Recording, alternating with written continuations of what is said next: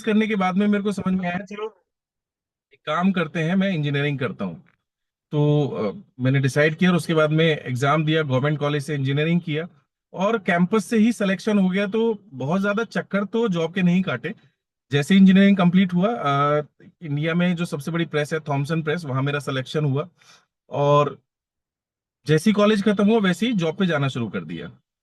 और ये टाइम दोस्तों बड़ा हसीन सा टाइम होता है। मतलब आप कैरियर जो कैरियर परस्यू करना चाहते हो उसमें आपको अच्छा एजुकेशन भी मिल गया और आपको जॉब भी मिल गई।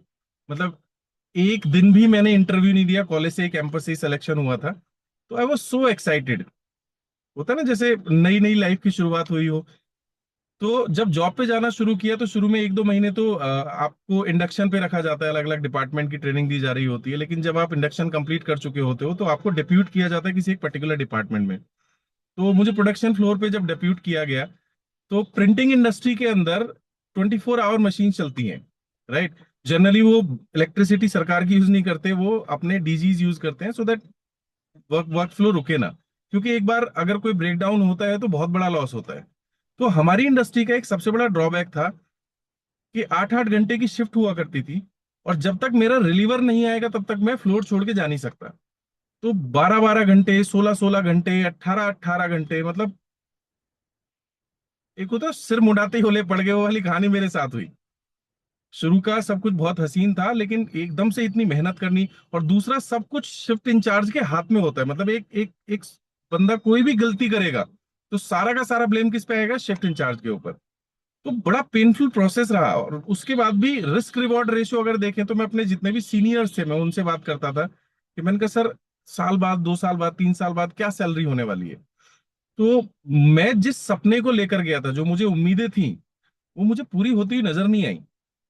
मुझे लगा यार मैंने तो जिंदगी को कुछ और तरीके से देखा था और ये लाइफ तो कुछ और है। और ऐसी सिचुएशन में दोस्तों जब आपकी उम्मीद खत्म हो जाती है ना, तो हम फिर एक रोबोटिक लाइफ जीते हैं। मतलब इतने बजे उठना, इतने बजे खाना, इतने बजे ऑफिस जाना, इतने बजे रात को आना, फिर खाना, फिर सो जाना। साल, 2 साल, 3 साल ये चलता है, लेकिन उसके बाद लाइफ बोरियत से भरपूर हो जाती है। तो मेरे साथ भी कुछ ऐसा ही था। मेरे सपने बहुत बड़े बड़े थे। मैं चाहता था कि मैं पूरी दुनिया घूमूं, मेरी अपनी एक गाड़ी, बड़ी गाड़ी होनी चाहिए, अच्छा सा मकान होना चाहिए। लेकिन वहां पहुंचने के बाद मेरे को लगा यार ये तो लाइफ में कभी हो ही नहीं पाएगा। तो that was a different kind of situation. मतलब मैं आई वाज स्टक्ड। फिर भी मतलब मैंने ऐसी परिस्थितियों की वजह से मैंने 2-3 जॉब चेंज किए। मैं प्रोडक्शन फ्लोर से छोड़ करके मैं मार्केटिंग में आया अपनी इंडस्ट्री के अंदर। बट आज की डेट में मैं इतने लंबे कैरियर के बाद एक चीज समझ सकता हूँ कि जॉब में जब भी आप आगे ग्रो करेंगे तो रिस्पॉन्सिबिलिटीज और पॉलिटिक्स उतनी ही ग्रो करेगी जितना आप तेजी से जॉब में ग्रो करने वाले हो। तो वो सारी चीजें देखने के बाद मैंने अपना पार्ट टाइम बिजनेस भी किए प्रिंटिंग इंडस्ट्री से रिलेटेड। और मैं सोचता था यार, मैंने कहा यार नहीं, ऐसे लाइफ चलेगी नहीं, कुछ अच्छा होना चाहिए। तो 2002 के आसपास में मैं एक कंपनी में मार्केटिंग में जॉब करता था। तो हमारी वो मल्टीनेशनल कंपनी थी। तो हमारे यूके यानी लंदन डिवीजन के जो हेड थे वो इंडिया आए हुए थे और उनको कुछ बायर्स से विजिट करना था और ताजमहल जाना था। तो मुझे बोला गया भाई, माइकल ओ ब्रेन उनका नाम होता था, शॉर्ट में हम उन्हें एमओबी बोलते थे। तो यूरोप के जितने बड़े बायर्स हैं, जैसे मॉनसून, टारगेट, इस तरह के जितने भी बायर्स थे, वो उनके कस्टमर से हम लोग इंडिया में प्रिंटिंग किया करते थे उनके लिए। तो उन्होंने अपने कुछ वेंडर्स को विजिट किया और उसके बाद में ओखला में एमवे का एक वो था, एडीसी। वहां जाकर के उन्होंने एमवे के कुछ प्रोडक्ट लिए। तो मैंने एमओबी से पूछा, मैंने कहा एमओबी तुम भी ये प्रोडक्ट यूज करते हो? तो उसने बोला राजीव, मेरी मेन इनकम यहां से आती है, ये जॉब तो मैं पार्ट टाइम करता हूँ। एंड गाइस, वो यूके डिवीजन का हेड था। हमारी कंपनी में 5 ही मार्केटिंग के बंदे थे जिनमें सबसे ज्यादा पे आउट, सबसे ज्यादा बिजनेस उसका होता था। तो मैंने कहा मतलब ये पार्ट टाइम है? बोला हाँ, ये मेरा कोर बिजनेस है और मेरे पास 2 फरारी हैं। 2002 की बात कर रहा हूं मैं। इसे बोलते ना आइस ब्रेक होना। उसने बोला मेरे पास 2 फरारी हैं, लंदन की सबसे महंगी स्ट्रीट में मैं रहता हूं और मेरा प्राइम बिजनेस डायरेक्ट सेलिंग है, नेटवर्क मार्केटिंग है। ये वो दौर था दोस्तों जब बहुत ज्यादा स्कैम हुआ करते थे। तो मैंने पूछा हमारे देश में तो इसे अच्छा नहीं माना जाता। तब उन्होंने मेरे को बताया कि आने वाले समय में जैसे इंडिया एक डेवलपिंग कंट्री है, जितनी भी ग्रोइंग कंट्रीज होती हैं, डेवलपिंग कंट्रीज होते हैं, उनके इन्फ्लेशन ज्यादातर 6 से 8%, 7% के होते हैं। यानी हर 2 से 3 साल के अंदर हमें अपनी इनकम को डबल करना होगा, अदरवाइज हमें अपने स्टैंडर्ड से कॉम्प्रोमाइज करना होगा। तो उसने बोला उस समय 2002 में, उसने बोला जितनी भी ग्रोइंग कंट्रीज हैं वहां डायरेक्ट सेलिंग एक बेहतर ऑप्शन के रूप में आता है। और यहाँ जब रेगुलेशन बनेगा ना, तो यहाँ ऑडी, मर्सिडीज, बीएमडब्ल्यू की लाइन लगेगी। दोस्तों ये बात मैं कर रहा हूँ 2002 की। सच बात बताऊं तो मुझे यकीन नहीं हुआ। बट जब कोई रेकमेंड करता है तो हमारे दिमाग में हलचल होती है। और हम में से ज्यादातर लोग लॉ ऑफ अट्रैक्शन के बारे में जानते होंगे। जब उसने ये सारी बातें मुझे बताई, मैं ताजमहल उसके साथ गया, उसने बहुत कुछ इस इंडस्ट्री के बारे में बताया। उसने बोला कि आइलैंड होते हैं लोगों के पास, अपने अपने हवाई जहाज हैं। मैं सच बात बताऊं, मुझे यकीन नहीं हो रहा था। वो गया, उसके बाद में लाइफ ऐसी ही चल रही थी। लगभग महीने भर बाद हमारे पड़ोस के एक व्यक्ति ने मुझे इनवाइट किया। 2002 के आसपास में इंदिरा गांधी इंडोर स्टेडियम में एक बहुत बड़ा प्रोग्राम था उसी कंपनी का। और पूरी दुनिया के बड़े बड़े अचीवर्स को वहां इनवाइट किया गया था। और उनके ब्यूटी स्किन केयर प्रोडक्ट की लॉन्चिंग थी वहां पर, आर्टिस्ट्री की।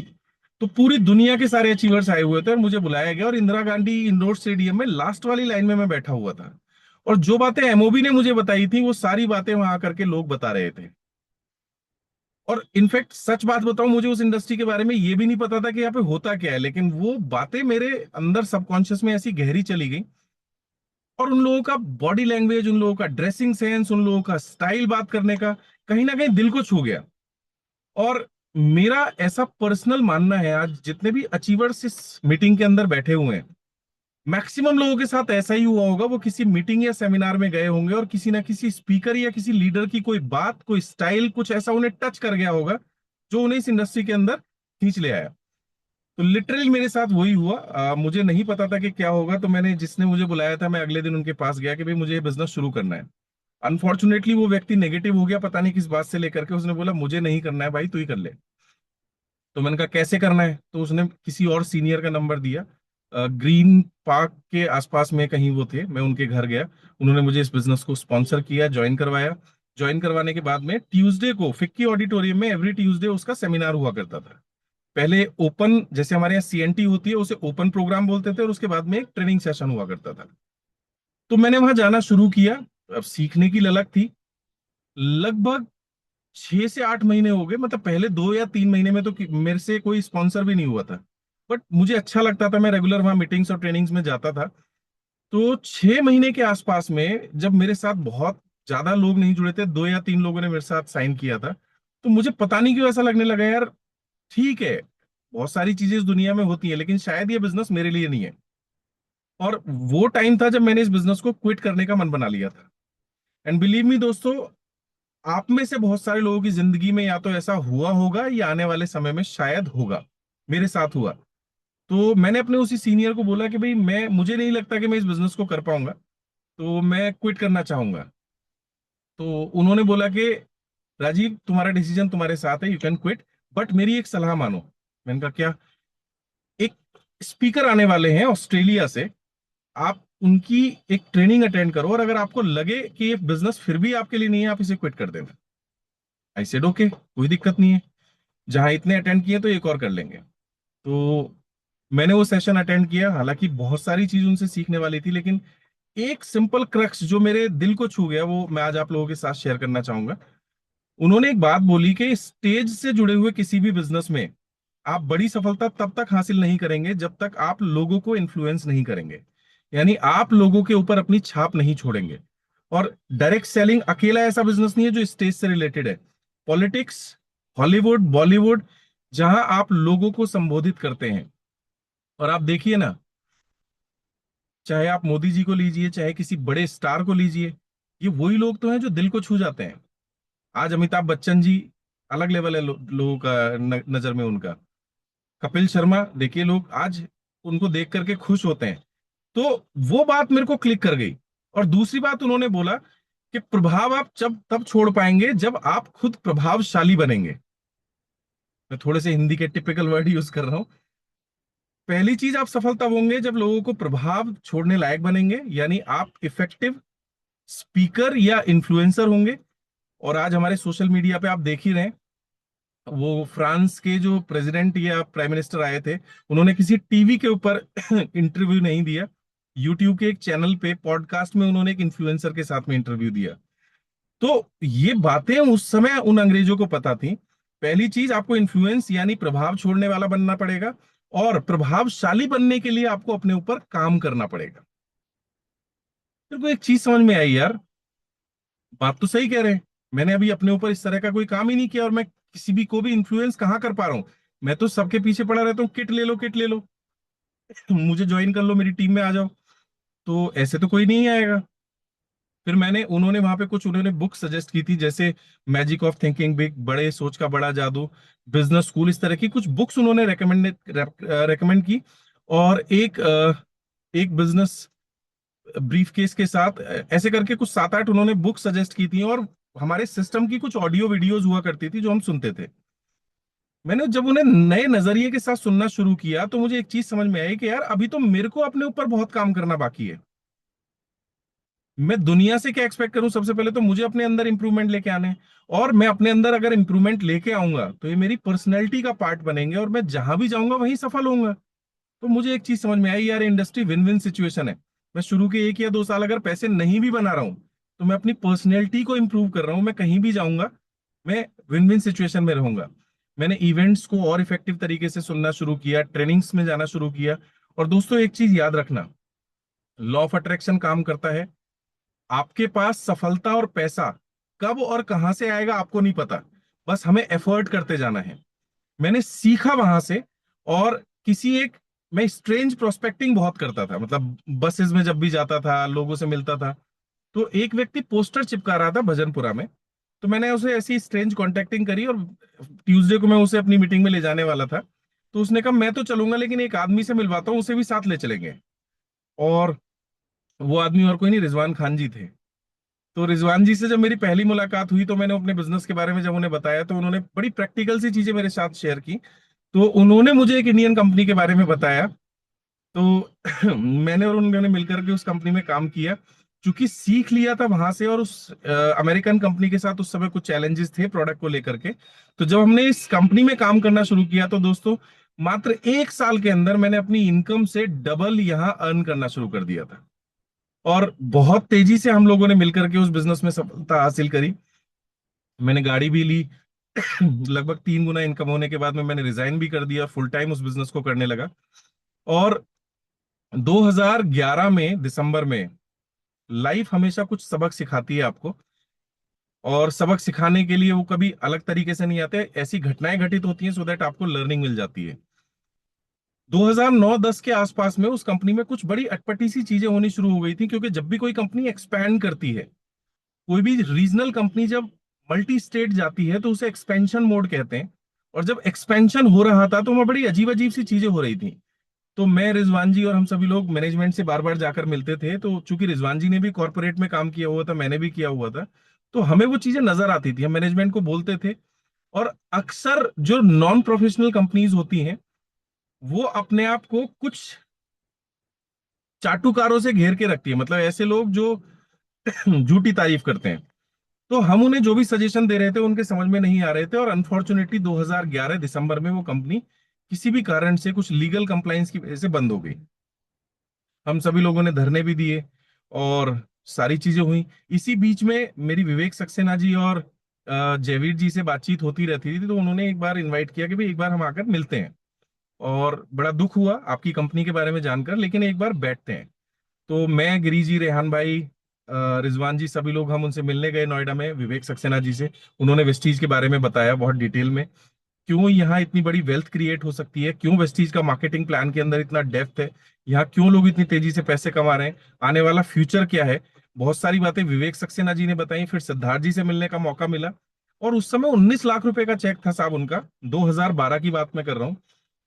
हमारी कंपनी का जो मालिक का भाई था, वो नेटवर्किंग करते थे उस समय, उनका चेक नहीं था इतना बड़ा। तो वी वो शॉक्ड कि 19 लाख रुपए एक महीने का चेक कैसे बनता है। तो बाली सर से मिलने का मौका मिला। 5 मार्च का वो दिन था, अभी बाली सर का बर्थडे था, हमने भी शेयर किया था। तो बाली सर ने बताया, बाली सर बहुत डेटा एनालाइज करते हैं, फ्यूचरिस्टिक अप्रोच के साथ में काम करते हैं। उन्होंने बताया कि भाई आने वाले समय में जिस तरह की फूड हैबिट हम लोगों की है, लोगों फूड सप्लीमेंट इंडस्ट्री आगे आने वाले समय में बहुत तेजी से ग्रो करेगी। ये मार्केटिंग प्लान हमने इस तरीके से डिजाइन किया है।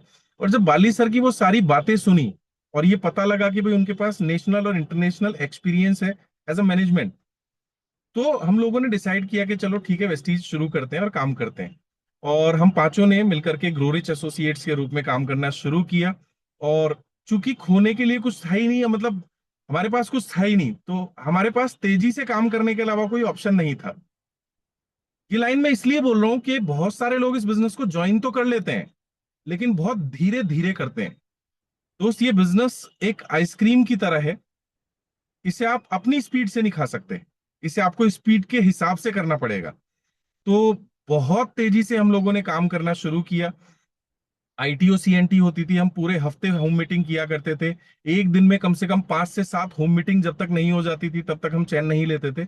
और हर व्यक्ति को हम आईटीओ इनवाइट किया करते थे, और आईटीओ सीएनटी के बाद में हम उसे सक्सेस सेमिनार में इनवाइट किया करते थे। ये हम लोगों का पैटर्न, जैसा हमारे सीनियर्स ने बताया, हम लोगों ने करना शुरू किया। पहले 1 डेढ़ साल डिस्कनेक्ट था, हम अपनी पुरानी कंपनी के हिसाब से काम करते थे, तो रिजल्ट उतने अच्छे नहीं थे। लेकिन जब हमने इस सिस्टम को फॉलो करना शुरू किया लगभग 1 डेढ़ साल बाद, तो ग्रोथ मल्टीप्लाई हुई। एक होता है एनर्जी और एक होता है सिनर्जी। आपने देखा होगा जितने भी ट्रूप्स होते हैं, सैनिक, जब परेड करते हैं, कदम ताल करते हैं, तो सड़क पे उन्हें परेड करने का परमिशन होता है, लेकिन किसी पुल, नदी के पुल के ऊपर उन्हें कदम ताल करनी परमिटेड नहीं होती है। क्योंकि एक साथ जब वो पैर मारते हैं तो वो एनर्जी नहीं, सिनर्जी होती है। ऐसा कहा जाता है कि वो पुल भी टूट सकता है।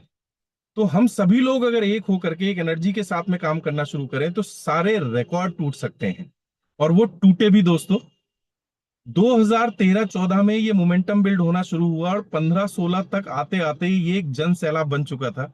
ऑडी, मर्सिडीज, बीएमडब्ल्यू आनी शुरू हो गई थी, लोगों के लाखों रुपए के पे आउट बनने शुरू हो गए थे, और एक अलग लेवल का मोमेंटम बिल्ड हो गया था। शिवम जी साथ में है, ये उसी समय पे शिवम जी भी शुरुआती साथी हैं, और बाकी बहुत सारे लोग इस मीटिंग में अवेलेबल हैं जिन्होंने उस समय शुरुआत की थी। एक माहौल वेस्टीज के नाम का बन चुका था। क्यों? क्योंकि हम सभी लोग मिलकर के एक सिस्टम को फॉलो कर रहे थे। Home meeting, weekly meeting, monthly meeting, home meeting, weekly meeting, monthly meeting, और उसके साथ में कुछ रेजिडेंशियल प्रोग्राम्स हुआ करते थे जहां हमारी पूरी टीम अलाइन हुआ करती थी। और इस सिस्टम की बदौलत दोस्तों, मैं आया था यहाँ पर सिर्फ ये सोच के कि लाख रुपए महीना आ जाएगा तो बहुत बढ़िया रहेगा। इस बिजनेस ने मुझे, मैंने इस बिजनेस को शुरू किया था हीरो होंडा पैशन से, जो लाल रंग की हुआ करती थी। उसके बाद में मैंने 2-3 गाड़ियां और खरीदी, और फाइनली मर्सिडीज बेंज यहाँ से लेने का मौका मिला। साथ ही साथ मैं कभी विदेश यात्रा नहीं गया था इस बिजनेस से पहले। पहला ट्रिप मेरा थाईलैंड था, और पहला ट्रिप ऐसा थाईलैंड बना कि अब थाईलैंड तो मैं कितनी बार जा चुका हूँ मुझे भी नहीं पता। अभी हम 4-5 दिन पहले थाईलैंड में थे, पटाया में थे। और 2 जून को इस बार हमारा एनिवर्सरी फिर से फुकेट में होने वाला है। 12 या 13 कंट्री में विजिट कर चुका हूँ इस बिजनेस के जरिए से। और अगस्त में हम लोग फिर से जा रहे हैं जापान। मतलब मैं आपको क्या बताऊं, अगर मैं जॉब कर रहा होता तो शायद इतनी विदेश यात्राएं नहीं कर पाता। मर्सिडीज यहाँ से आई, मेरी हाईएस्ट इनकम लगभग 10.5 लाख रुपए यहाँ से है। मैं 12 से ज्यादा कंट्री यहाँ घूम चुका हूँ। 12 से ज्यादा मैं आपको इसलिए बोल रहा हूँ क्योंकि बहुत सारी याद नहीं है मेरे को, मतलब जो याद है मैं वो बता रहा हूँ। इसके साथ ही साथ मेरा ड्रीम था बचपन में कि मैं डॉक्टर बनूं। वो ड्रीम तो पूरा नहीं हो पाया है, लेकिन इस बिजनेस की बदौलत फॉर्चुनेटली ये सब ब्लेसिंग्स हैं, ईश्वर की ब्लेसिंग्स हैं, पेरेंट्स की ये ब्लेसिंग्स हैं, अपलाइन की और वेस्टीज मैनेजमेंट की। मैं यहाँ पे, मेरा कुछ नहीं है, हम तो सिर्फ काम करते गए और ये सारी चीजें होती गई क्योंकि हमने सिर्फ सिस्टम को फॉलो किया। लास्ट टू लास्ट ईयर मैंने अपनी बेटी का एडमिशन कराया एमबीबीएस के अंदर, प्राइवेट मेडिकल कॉलेज के अंदर। मेरा आप लोगों से सिर्फ एक छोटा सा सवाल है कि अगर मैं सिर्फ जॉब कर रहा होता, ऑल्दो बेकार कैरियर नहीं है वो, मतलब आप इंजीनियरिंग करते हैं और आपका कैंपस से ही सिलेक्शन होता है। उस समय भी जो टॉप 10 पे आउट वाले लोग थे मेरे कॉलेज के, मैं उनमें से एक था। मैटर ये नहीं है कि आप किस कैरियर में जाते हैं, मैटर ये है कि आप अपनी लाइफ में कहाँ पहुंच पा रहे हैं। मतलब जॉब करने वाले जितने भी लोग होते हैं वो जनरली सिर्फ सरवाइव कर रहे होते हैं जॉब को बचाने के लिए। लेकिन वेस्टीज में जो सबसे बड़ा एडवांटेज है वो ये है कि हम अपनी लाइफ को तो सेटल करते ही करते हैं, साथ ही रीजन बनते हैं, कारण बनते हैं बहुत सारे लोगों को की लाइफ में और ग्रोथ और सक्सेस लाने के लिए। तो वी आर द रीजन, मतलब ये सिस्टम हमें मौका देता है कि हम किसी की जिंदगी में सफलता के कारण बन सकें। और दोस्तों, एक मैस्लोज थ्योरी होती है, आप कभी गूगल करना उसे, मैस्लोज हायरार्की बोलते हैं उसमें। जैसे कोई भी इंसान की अगर हम बात करें तो सबसे पहले उसे चाहिए होता है फूड एंड शेल्टर।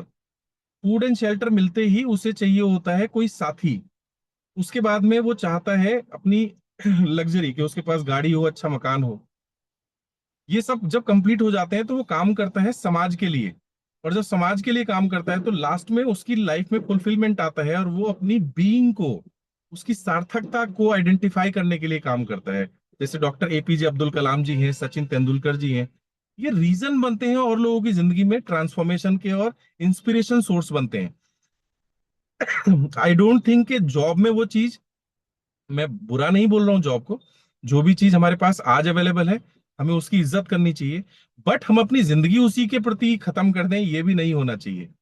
तो ये बिजनेस के अंदर अगर हम इसे एथिक्स और सिस्टम के साथ करें, ये दो लाइन में क्यों बोल रहा हूं आगे बताऊंगा।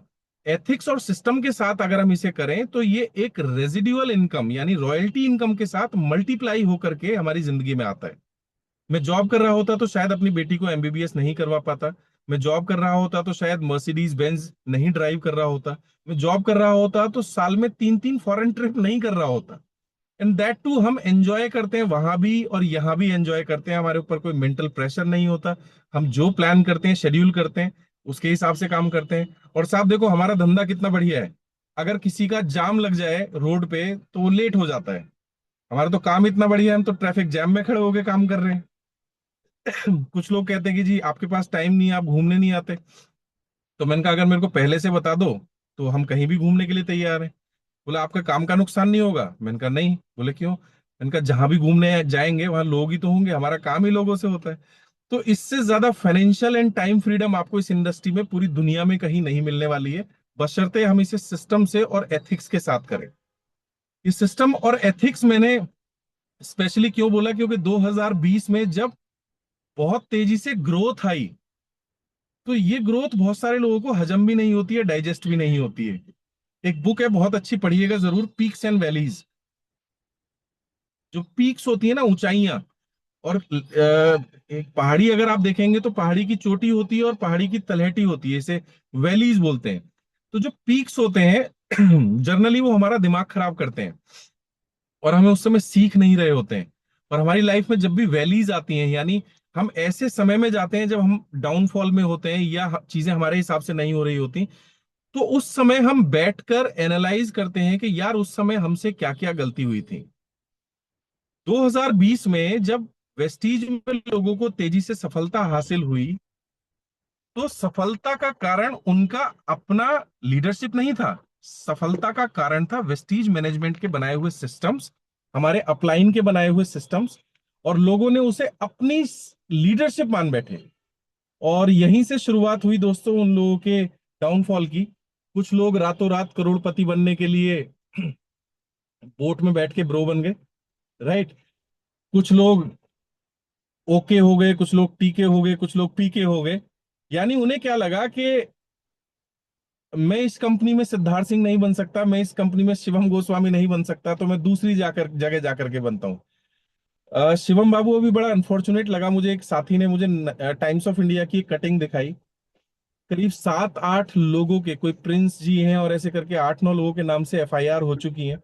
सर हमारे डाउनलाइन थे वो। और हाँ जो मैं पीछे इसीलिए, वो बिल्कुल। वो ब्लैक उन पे रख रखा है सर के ऊपर। बड़ा दुख जी। हुआ सर देख के कि ये लोग कभी डाउनलाइन हुआ करते थे और पुलिस ने हथकड़ी बांध के सर पे मास्क लगा के उन्हें गिरफ्तार कर लिया है सर। और याद आया शिवम जी, मौजपुर में हम कितना समझाया करते थे, यमुना विहार में हम्म। कितना समझाते थे उन लोगों को, भाई ये कुछ नहीं है, मत जाओ। लेकिन जब नशा चढ़ता है ना तो कोई आदमी की बुद्धि खराब होती है। इसलिए अभी थोड़ी देर जी पहले सर। मैंने बोला था, सिस्टम से और एथिकली।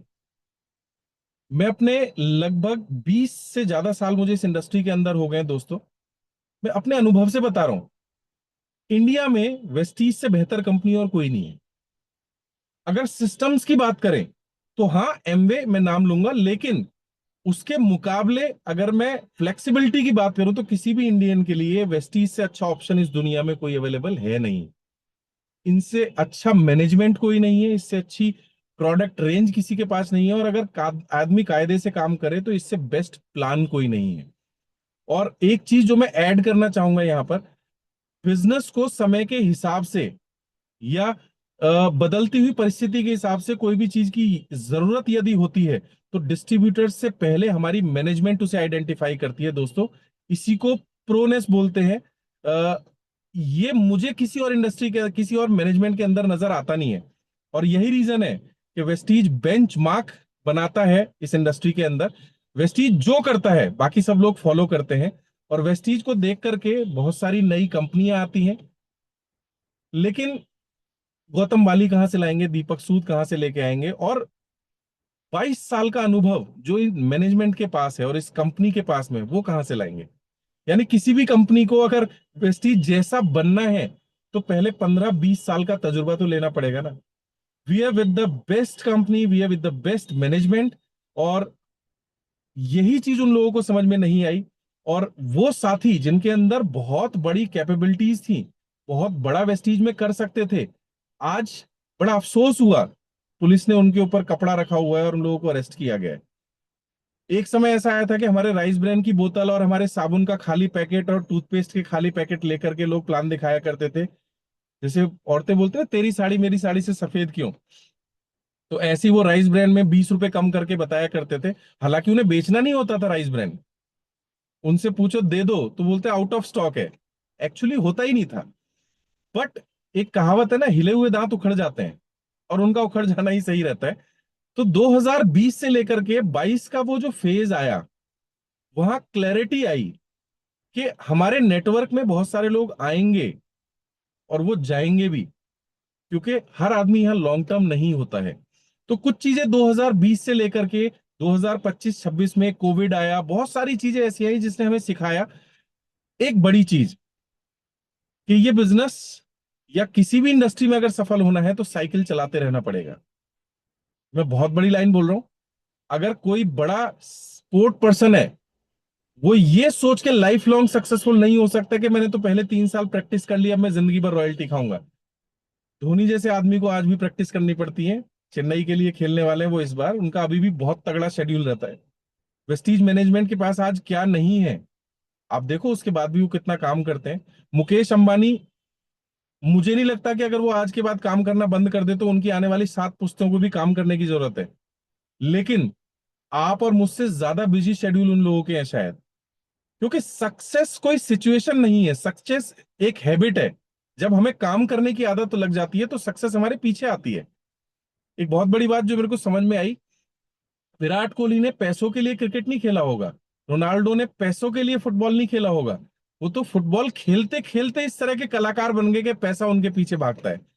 विराट कोहली क्रिकेट खेलते खेलते इतना बड़ा सुपरस्टार हो गया कि आज पैसा उनके पीछे भाग के आता है। तो my dear friend, no doubt monetary benefit एक चीज होती है, हम जब भी कोई काम करते हैं तो हमारा एक पर्पस होता है। लेकिन अगर उस पर्पस पे ही चिपके रहेंगे तो वो पर्पस फुलफिल नहीं होता। हम किसी भी इंडस्ट्री में सक्सेसफुल तब होते हैं जब एटलीस्ट 10,000 आवर्स, यानी 10,000 घंटे लर्निंग मोड और लर्निंग एटीट्यूड के साथ हम इस इंडस्ट्री को देते हैं। मुझे बड़ा दुख होता है जब कोई लोग इस बिजनेस को ज्वाइन करते हैं और ज्वाइन करने के बाद 10-12 लोगों को वो प्लान दिखाते हैं, और उन 10-12 में कुछ रिजेक्शन आती है तो वो इस बिजनेस में क्विट कर जाते हैं। ये कमजोर लोगों का बिजनेस है ही नहीं, ये बिजनेस ही मजबूत लोगों का है। पहले 100 लोगों पे तो आपका लॉ ऑफ एवरेज आइडेंटिफाई होता है कि आप क्या करने वाले हैं। पहली 100 प्रेजेंटेशन में तो आपको ये पता लगेगा कि मेरे अंदर इंप्रूवमेंट की कहां कहां गुंजाइश है। एक टर्म कहलाती है फोर्स वर्सेस फ्लो। फोर्स मतलब हम में से बहुत सारे साथी हैं जिनको हमें पीछे पड़ के उनकी कंसिस्टेंसी की बिलिंग करवानी पड़ती है, उनको जबरदस्ती लिस्ट बनवानी पड़ती है। तो वो लोग फ्लो में काम नहीं कर रहे हैं, वो फोर्सफुली काम कर रहे हैं।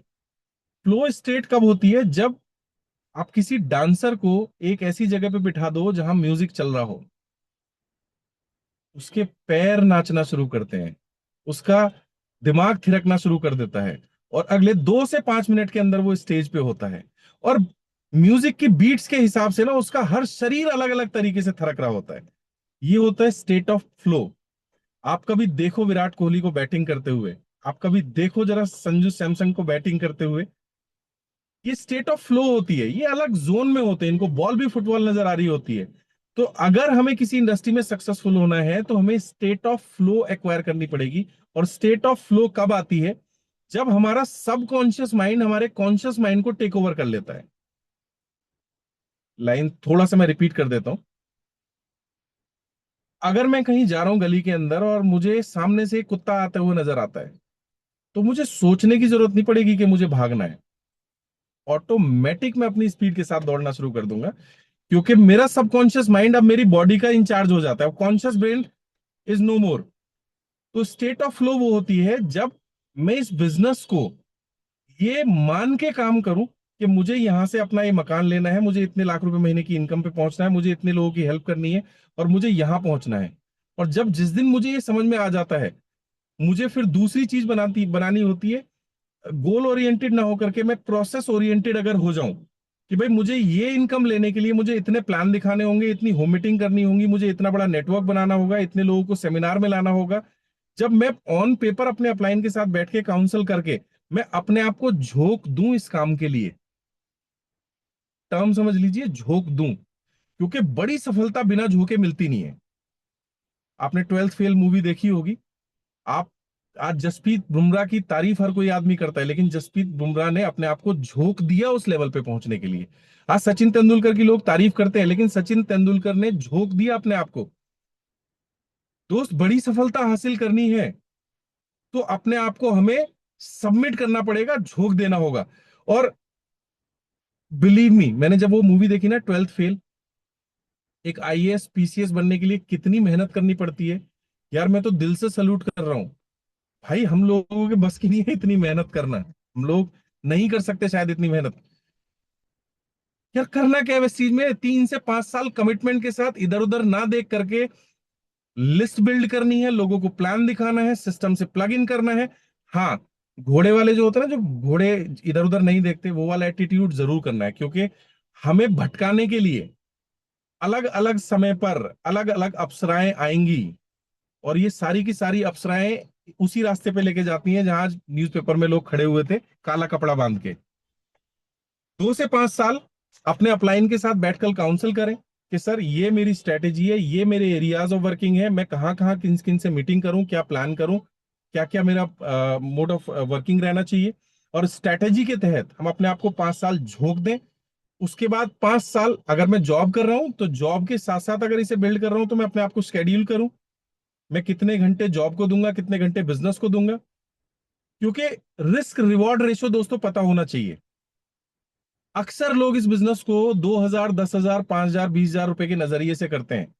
एक चीज जो मैं अभी आप लोगों को बताना भूल गया, इस बिजनेस के जरिए से, चाहे वो शिवम जी हो, चाहे रिजवान जी की फैमिली हो, चाहे मैं हूं, हम सब लोगों ने अपने सपनों को तो अचीव किया ही है दोस्तों। हम लोगों के जो ड्रीम थे कि भाई हमें 1 करोड़ रुपए का कॉर्पस बिल्ड करना है, 10 करोड़ रुपए का कॉर्पस बिल्ड करना है, 100 CR का कॉर्पस बिल्ड करना है, इस बिजनेस ने हमें वो अपॉर्चुनिटी दी कि आज लगभग हम में से जितने मैक्सिमम लोग हैं, मोर देन 10 CR का कॉर्पस हम बिल्ड कर पाए हैं, and we are moving towards 100 CR। और उसके लिए हम सब लोगों ने धक्के खाए यार, हम सब लोगों ने रिजेक्शन झेली है, हम सबका मजाक बनाए, हम सब लोगों के मीम्स बने, हम सब लोगों के जोक्स बने, हमारे सबके रिश्तेदारों ने मजाक उड़ाए। लेकिन हमारा वहां फोकस था ही नहीं, हमारा फोकस था पहले 1 CR, फिर 10 CR, फिर 100 CR। सपने अगर बड़े होंगे, विजन अगर बड़े होंगे, तो ये छोटी समस्याएं बड़ी नजर नहीं आएंगी। लेकिन अगर हमारा सपना ही छोटा है तो हम भटक जाएंगे। मुझे आज भी याद है, मेरे एक डाउन में एक टीम में व्यक्ति था, जब ये जिस कंपनी की आज मैं बात कर रहा हूं, उस कंपनी में हमारे एक साथी का पे आउट लगभग 22-23 लाख रुपए का हो गया मात्र 1 सवा साल के अंदर। तो मेरी डाउन का वो आदमी कहता है, सर देखो डिप्रेशन सा हो रहा है कि भाई ये तो बड़ी तेज भाग रहे हैं। मैंने कहा मेरे भाई, वो रास्ता गलत जगह जाता है, पूरा हम लोगों ने एनालाइज कर लिया है, तुम इधर उधर की चकाचौंध में मत फंसो। लेकिन उस आदमी से रहा नहीं गया और उस चकाचौंध में फंस के वहां चला गया, आज उसका भी नाम है अखबार के अंदर। तो माय डियर फ्रेंड, अपने आप को आइसोलेट करो। मैं ये नहीं कहता कि वेस्टीज पे आंख बंद करके भरोसा करो। You do all the investigations, आप चेक करो सारी कंपनी, आप चेक करो सारे लोगों को, आप बाकी सारी कंपनियों को देखो। और जब एक बार फाइनली देख लो कि यार वेस्टीज से बेस्ट कुछ नहीं है, उसके बाद फिर इधर उधर देखने की जरूरत नहीं है। देखो साहब, लड़ाई झगड़े उसी घर में ज्यादा होते हैं जहाँ ताका झाकी ज्यादा होती है, और जहां ताका झाकी बंद हो जाती है वहां बहुत प्रेम से सभी लोग आराम से रहते हैं। तो my dear friend, last but not the least, मैं सिर्फ यही बोलूंगा, सक्सेस का की सिर्फ इतना सा है कि आप सबसे पहले ये आइडेंटिफाई करें कि मुझे इस बिजनेस से चाहिए क्या। और छोटे सपने मत देखना, कम से कम 1 करोड़ और फिर कम से कम 10 करोड़ का कॉर्पस यानी नेटवर्थ बनाने के लिए इस बिजनेस को बिल्ड करना। आपकी जितनी भी लीडरशिप है, आज शिवम जी हम लोगों के बीच में है, शिवम जी आपको इस बारे में अच्छे से गाइड इसलिए कर पाएंगे क्योंकि उन्होंने वो वेल्थ क्रिएट करी है, वेल्थ बिल्ड करी है। यहाँ कोई हसीन सपने नहीं है, झूठे सपने नहीं है, हम आपको वो बताएंगे जो हमने अचीव किया है। Right, no false commitment. और जब आप अपने आप को उस रास्ते के ऊपर ढाल दें, तो फिर no looking back, no side, इधर उधर देखना बंद कर दीजिए। अपने लिए गेम प्लान बनाइए कि मुझे कितने प्रेजेंटेशन देने हैं, क्योंकि काम होगा तो रिजल्ट आएंगे। एक क्विक रिच स्कीम नहीं है। हम लोगों को इस बिजनेस के अंदर लेके आएंगे, इसका एक लॉ ऑफ एवरेज होता है। आज समय चूंकि थोड़ा सा कम है, कभी और मौका लगेगा तो बहुत डिटेल में जो प्रेजेंटेशन मैंने आप लोगों के साथ में शेयर किया उसके साथ बात करूंगा।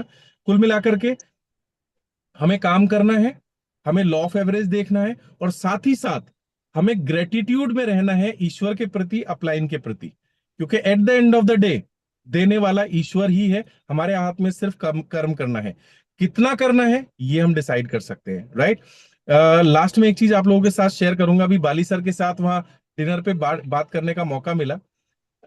2020 में शिवम जी मैक्सिमम शोर शराबा था वेस्टीज का, 100 से ज्यादा गाड़ियां आई, मर्सिडीज, ऑडी, बीएमडब्ल्यू, एक अलग तरह का शोर था, कितने सारे अचीवर्स थे, पूरा फेसबुक वेस्टीज से छपा हुआ रहता था। जी सर। और उस समय हमने लगभग 2700 करोड़ रुपए का टर्नओवर किया था। और आज जी। मैनेजमेंट ने ठान लिया है कि बाई 2030 हम लोग 1 बिलियन यानी लगभग 9,000 करोड़ का टर्नओवर करेंगे। और जितना 2020 में टर्नओवर था उससे ज्यादा तो आपकी और मेरी जेब में वेल्थ आने वाली है। और हम सब लोगों की जितनी भी लीडरशिप है, हम दिल से चाहेंगे कि हमारे जितने नए साथी हैं, हमारी टीम में जितने वो लोग हैं जो सीरियसली सिस्टमेटिकली काम कर रहे हैं, हम सब लोग दिल से दुआएं करते हैं कि हम उनके लिए ज्यादा से ज्यादा मेहनत करें, उनके लिए ज्यादा से ज्यादा सेशंस करें, जूम सेशंस करें, मीटिंग्स करें, ट्रेनिंग करें, सो दैट आप लोगों की ऑडी और मर्सिडीज आए। हम लोगों का बड़ा छोटा सा सपना है यार, देखो ज्यादा बड़े सपने हम नहीं देखते। हमारा बस इतना सपना है कि हम भारत के किसी भी राज्य में जाएं, किसी भी शहर में जाएं, हमारी टीम का कोई आदमी हमें एयरपोर्ट या रेलवे स्टेशन अपनी ऑडी या मर्सिडीज में लेने आए, बस। ज्यादा हमें भगवान से और कुछ नहीं चाहिए, बस इतना सा सपना चाहिए। तो लास्ट में मैं सिर्फ आप सभी लोगों के लिए यही कामना करूंगा, दोस्तों सिस्टम से काम कीजिए। आप किसी भी सफल आदमी को स्टडी करना, किसी भी मतलब किसी भी आदमी को, चाहे वो किसी भी फील्ड में हो, एक चीज क्लियर है, उसने शॉर्टकट नहीं मारा। दूसरा, वो फोकस्ड है। और तीसरा, उसने तब तक एफर्ट किया जब तक वो सक्सेसफुल नहीं हो गया। और ये बिजनेस दोस्तों लीगेसी क्रिएट करने का बिजनेस है। आज हमारे बीच में रिजवान जी नहीं है, लेकिन बड़ी अच्छी फीलिंग आती है जब उनकी बेटी रशिया से एमबीबीएस कर रही है। आज उनकी वाइफ को, भाभी जी को इतने बड़े स्टेज पे सम्मान मौका मिलता है।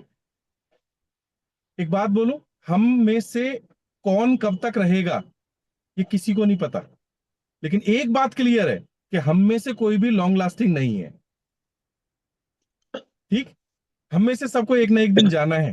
तो दोस्त कुछ ऐसा कर जाएं कि दुनिया हमें हमेशा याद रखे, और वो मौका हमारे पास सिर्फ वेस्टीज के थ्रू है। Thank you so much with this, and wish you wealth. Over to Shivam ji. Thank you so much, thank you so much Rajiv welcome sir. Sir. क्या जबरदस्त सेशन रहा, रोंगटे खड़े हो गए।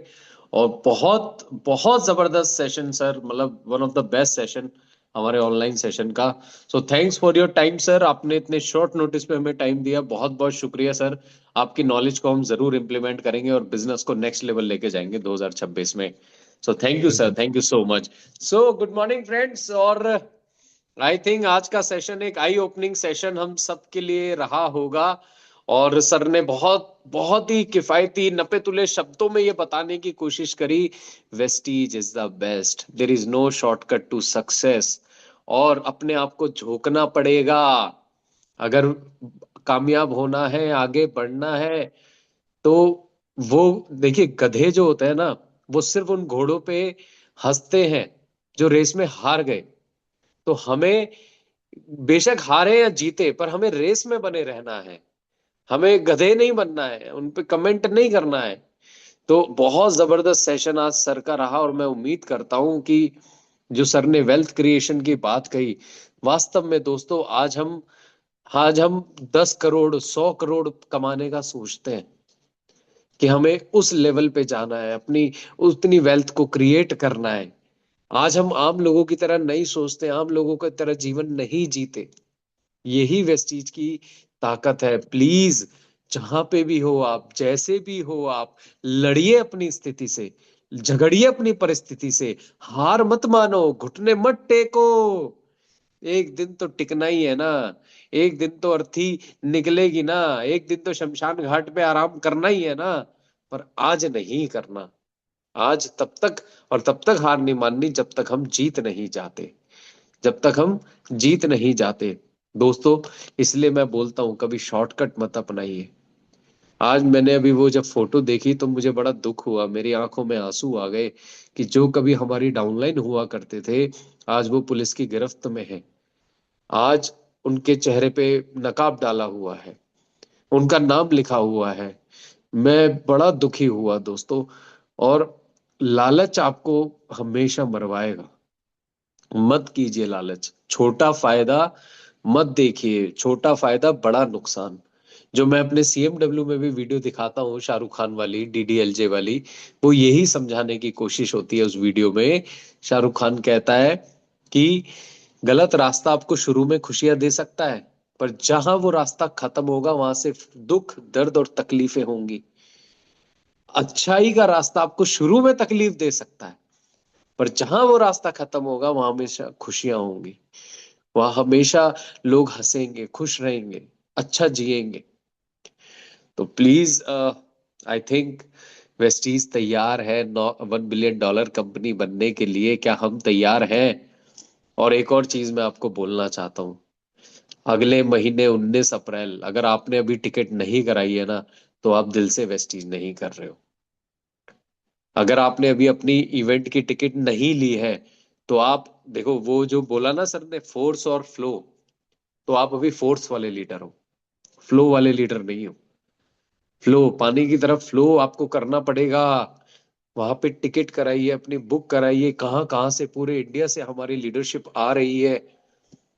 एक दिन मिल रहा है साल में, प्लीज आइए, अपनी टिकट लीजिए और अपनी टिकट बुक कराइए।